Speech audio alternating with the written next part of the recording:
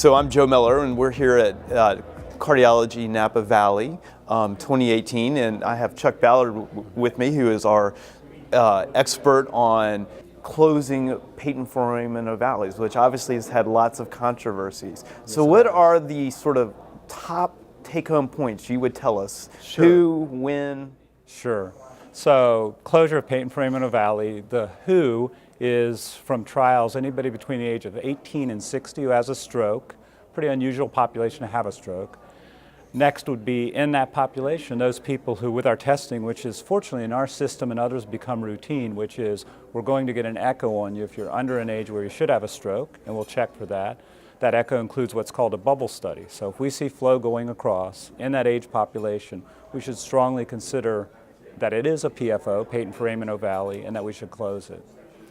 Thirdly, if you're in that group and we find that situation, then we'll test you to make sure there's not other problems we're missing. Sometimes people have extra clotting disorders for which medicines will work equally, if not better.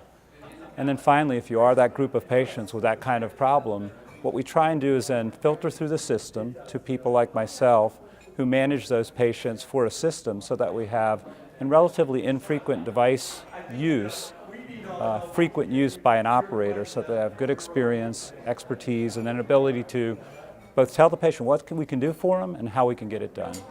So let me ask you, that's a great summary. Let me ask you, is there a role for a trial of medical therapy anymore in these folks?